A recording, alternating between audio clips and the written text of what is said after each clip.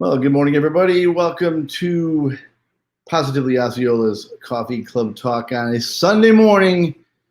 Usually one of our wonderful ladies taking care of these particular shows, but we're kicking it in this morning for them, giving them a little break and working through some tech changes we're about to launch, which we're excited about. So thought I'd come by and have a cup of coffee with you guys. Good morning. I can just wake up and smell the coffee. I promise you I have woken up quite a bit earlier than this and had a couple cups prior to this one, but this is a dandy tasting cup of coffee. So thought I'd share that with you guys. So hope everybody's having a great morning. I'm going to try to bring you some relevant and positive news. Not always positive, of course, as sometimes the world doesn't flow the way we'd like it to, but certainly going to have a good morning talking to you, everybody. And so hope you've had a great week prior and a great Saturday in your world and your life. If you're working, hope it went well. If you were hanging out, playing, hope that went well as well. So we'll kind of get right to it here in a few minutes and enjoy being hanging out with you guys all on a Sunday morning. So let's make it official.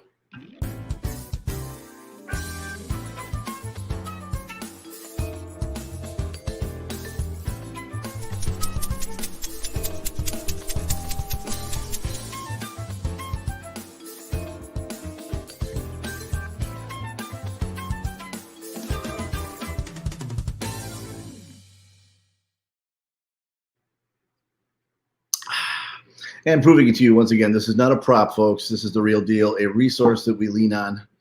As we do tend to get up a little early, we start our day at about 4 in the morning. And that way we can kind of keep on top of what's going on in and around Osceola County. That's what we're going to do today for you guys. So we'll get going with it here. And if we can get all the tech stuff lined up in its correct place, which I think we can do that for you. So let's do it. All right. The Osceola County School District is planning ahead by allowing students in all grade levels to have a full day of school on the Wednesdays when state and national testing will be administered. As such, parents should be advised that there will be no early release of students on the following Wednesdays. October 14th, 2020, that of course is almost here. And then moving on to May 5th, 2021, May 12th, 2021, and May 19th, 2021, so giving you plenty of notice for most of those dates. On those days, students will be dismissed from school on those days as they normally would on a Monday, Tuesday, Thursday, and Friday. By lengthening the Wednesdays during testing, it allows for more flexibility of the school-wide testing schedule. Schools will now have options to build in more opportunities for breaks between the different testing sessions to allow students to stretch, relax, and refocus. For more information, just go to positivelyosceola.com and click on today's broadcasts. Very cool. Getting ahead there. And that's great because we all need as much notice on that kind of thing as we can possibly get, certainly. So we appreciate the school district doing that. And moving ahead, still kind of staying in that particular genre. As we know, homework is a common source of stress during a regular year, but with many changes to the school's scheduling this year, homework might look a little or a lot different these days, and new challenges might already be cropping up. Certainly they have been, and so we suggest something that we believe is a very strong and simple solution, which is joining Huntington Learning Center's Thursday free webinars. And there is another one at this Thursday at 1 p.m., and it's a free skills-focused webinar in which their education experts will address how homework might vary depending on your child's learning setup, tips for children to be successful, whether doing traditional practice or extension homework or completing at home schoolwork, parents' appropriate level of homework involvement, and so much more. They're great at what they do. Huntington Learning Center in St. Cloud, they really pivoted to be able to adjust to what the needs were this year. And they moved quickly. And so they are really a resource. So if you're hearing friends or yourself saying, gosh, this is such a stress time right now with kids, I don't know how to teach them this, or I'm having a challenge with that, I think you just go to huntingtonhelps.com, look for resources on the top of the menu, then click down, you'll see webinars, click on that. You can register for this Thursday at 1 p.m. That's going to give you a really good grasp on what Huntington does and what they do really well. So if you're kind of stressing about homework, kind of stressing about grades that might not be flowing the way that you want to, if your kids are learning from home or still at school, just look for help. It's huntingtonhelps.com, and let them know Positively Osceola sent you. They are a great bunch of people, and they are out there to help you and everyone else as well. So let's keep moving on here, see what's going on in Osceola County.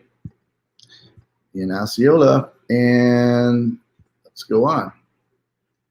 So to increase access to COVID-19 testing, the Florida Department of Health in Osceola County has announced free COVID-19 testing at the following locations in Osceola County. That's this Tuesday, October 13th, from 9 a.m. to 1 p.m. at the Meridia Community Center at 707 Sawdust Trail in Kissimmee.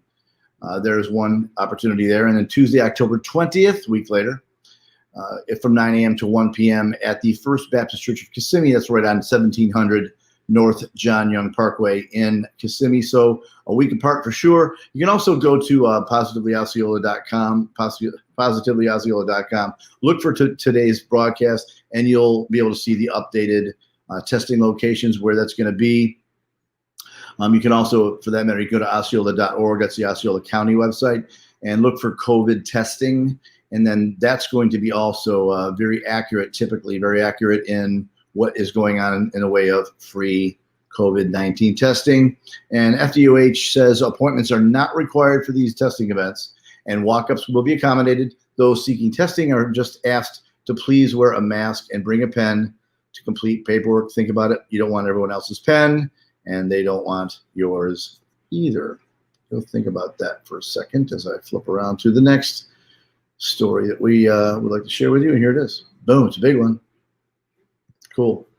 So despite the challenges we're hearing every day in reference to our Central Florida theme park, specifically Disney lately, 3 rhinoceroses in Disney World Resort theme parks are expecting, yes, they are. They're expecting some baby rhinos. So very cool bit of news, and it's not been too long. I want to make sure you got the gist of that particular thing. So Candy, the first rhino born at Disney's Animal Kingdom in 1999, is expected to deliver a calf in October, and that would be this month. So she's extraordinarily close, I guess. So the 3 pregnant rhinos are Candy, due in October, Zhao, due in the fall of 2021, and Lola, who's due late fall to early winter 2021, which means that gestation period is quite large with rhinos. It is 16 to 18 months long, and rhino calves typically weigh between 88 and 140 pounds after birth and can stand up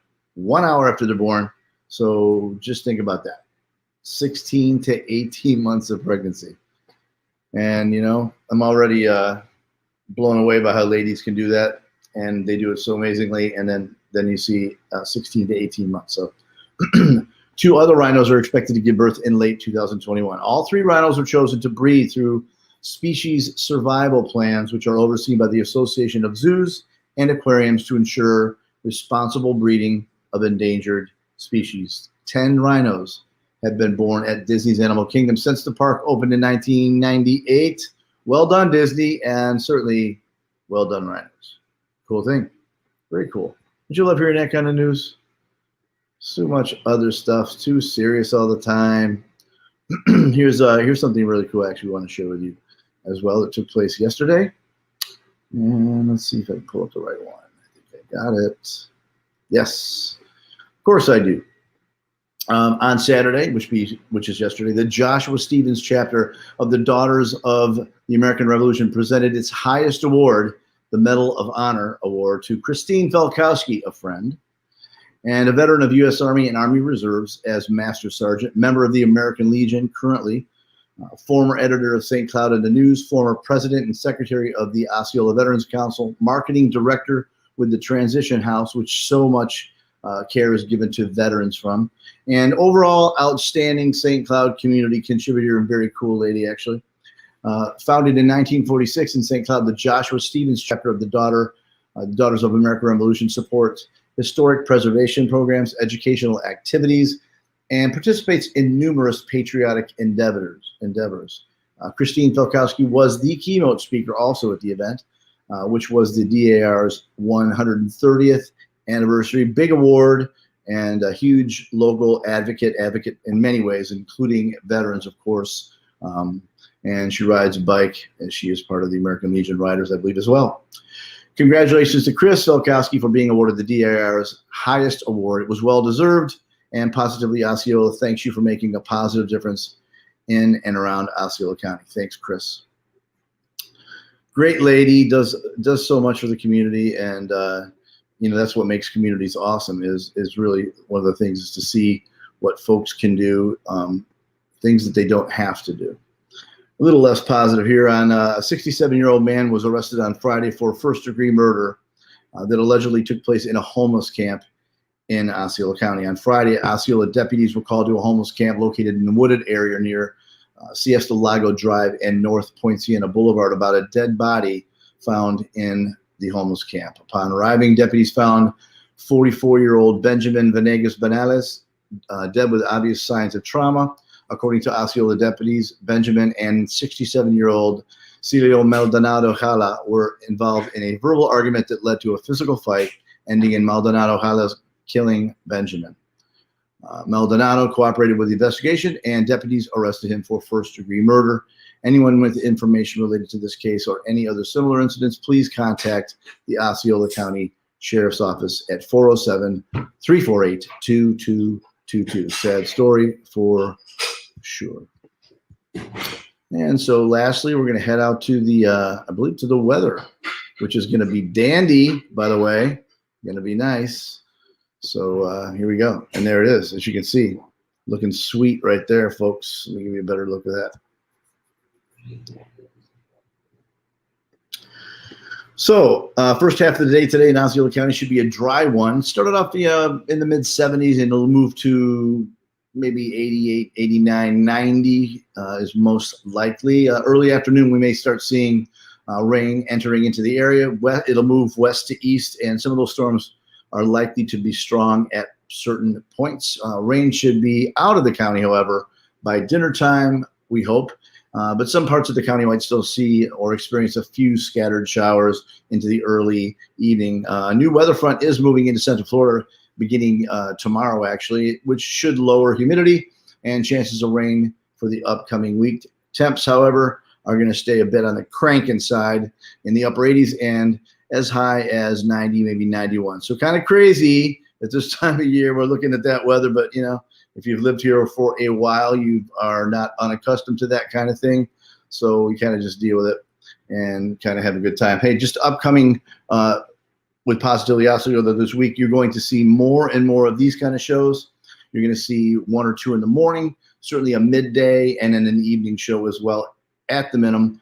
Certainly with Cole Harvey on staff, he's going to be all over the county in a live setting, so he'll see him covering positive events throughout the county. And certainly our other staff will as well. And again, you're going to see a variety of different shows that we're going to do for you live, a lot of variety. We do those at different times so that we can honor those people with different schedules, different life timelines and such. So that's what we're going to do for you guys. Hope you're having an awesome start to the morning. If you're working, hope it's going well. If you're outside, be safe, be hydrated. It is still hot out, folks, so just be careful. And again, when you're back on the roads tomorrow, be safe, be careful, be mindful of the fact that we have students out there, buses out there, and crossing guards, which are always potentially dangerous. And we did have an unfortunate accident where a car hit one of our St. Cloud crossing guards, and she was seriously hurt. So keep that person in your thoughts and prayers, as I mentioned yesterday, but do that as well today as she recovers from that terrible, unfortunate accident. Keep your minds on what you're doing when you're driving, folks, and we'll be much more safe for the kiddos and for those who are out there caring for the kiddos. Again, this is Keith with Positively Osceola, and together with you, the community in and around Osceola County, we're making a positive difference. Have a great day.